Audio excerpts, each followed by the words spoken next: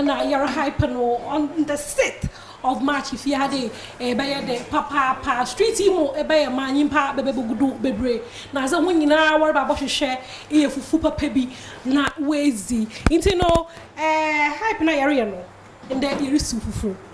nti no maka cho de oyen katankwan ina fufu ina da yare ye azna ye kama ehu de tum ho pa de oye momone no onye prekontware no wa balance aya into no bibiara aya camera wa ha na saponis ya cameraman wo fie ha de onye duty onye enye place nya ha wa ko e lobbying just because opero be fufu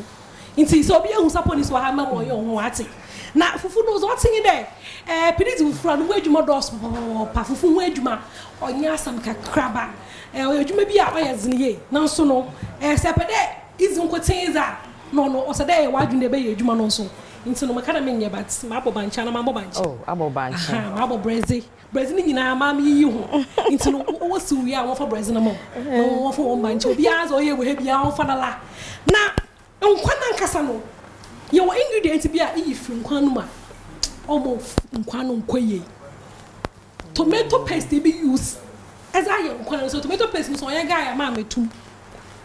because ebo ye na nkwa no kra no nsu gina fa na tomatoes no sigina fa ebo wie kra no nas scent no kra nkwenye ese fe yu be ona anya di chiwazi enti tasty tom na anya di chiwu tasty tom ehu ya na me bebe zo dance maza chewi brother si hade ye mama tin tasty tom tomato paste pa ono na yeza kan he na nkate no ho na ya chew ehwe anwana nyua kra na anwana nyua wa be red kama asa ye we no nkwani ma onya sam kakra ba nti se ihu ankli iwa hade ya wo fa na ankli Aaron wa hade de onye be ka tasty tom ho asam nti no yezin kan na ye hwe yan nkata yeze tasty tom achu mo ankli Aaron ha ye dwuma no mam hwe ni nyina irade nkwan no onche biara na wa ye nkwan opidi onya ho mka ntonzi bi obi oyero nzi fufu nti no ya ye wa hade ya ye wa homaka na ya ye fufu no ho adwuma no ehia na ye bezi se be ye kama adwuma wi fa kama ko ye na ye be fufu ho adwuma no ye so ye bezi hem fufu Aaron tasty tom tomato paste kan ho asam kakra. Okay, so tasty tom tomato paste me show the nyina yini tomato paste Ghana ha so rekweko obia ni jaza tasty tom ebe ho se epede ye nkwan epede ye froye ni nyina tasty tom ne bi hia za ye wo froye na de wo nkwan no na mum tasty tom ye wo products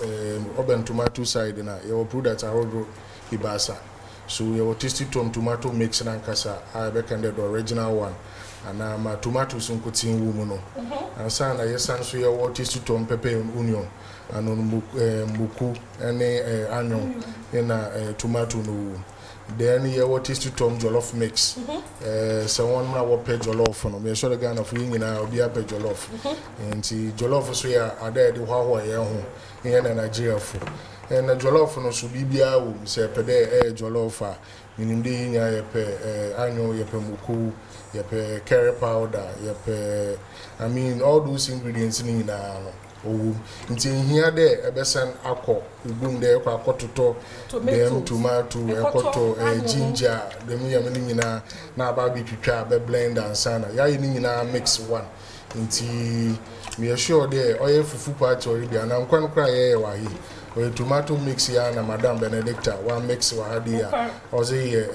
nkate nkwan no na answer na be start interview me that it true short bibri na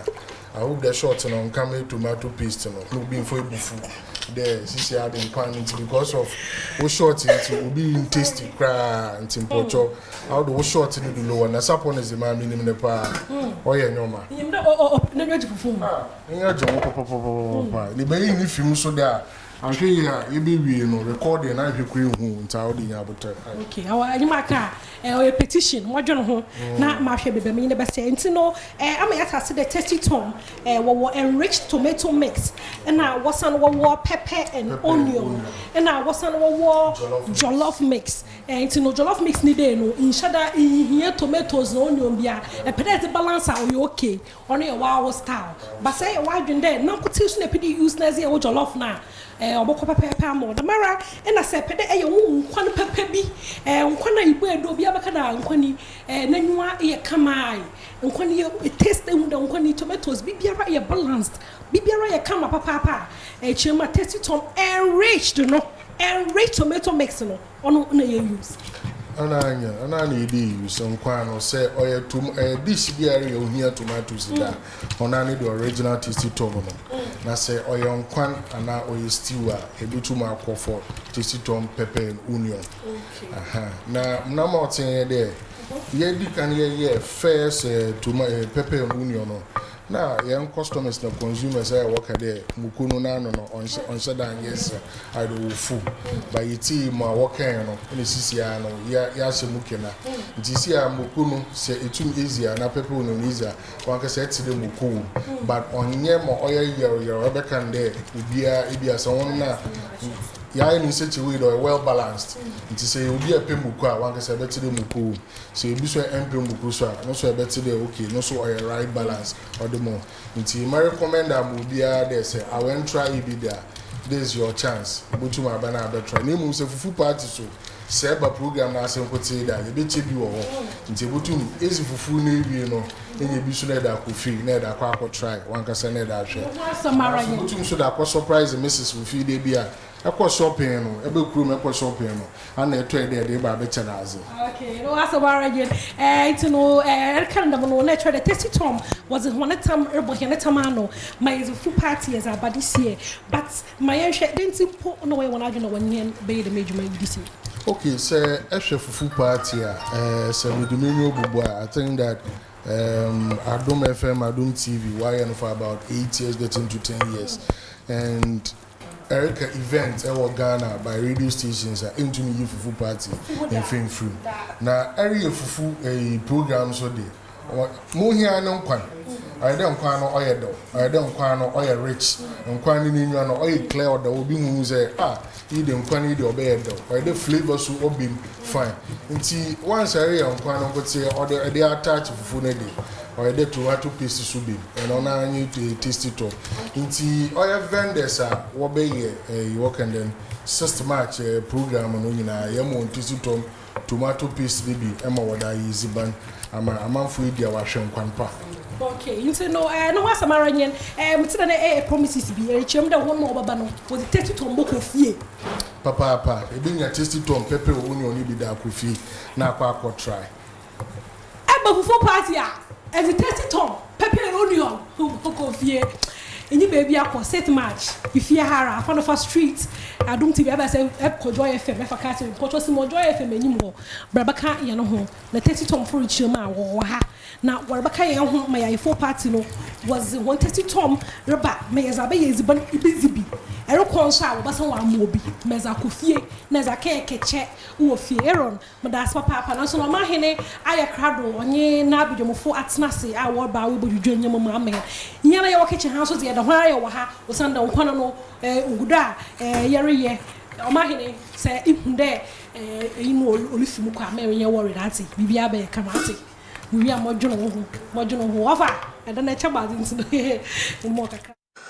Mama what my dad say we've told you already say Jamia Adoma on the 6th of March our forecourt our hanum say multimedia hanum say the Fufuo party stronko e dey bro it's part of us every 6 March be so over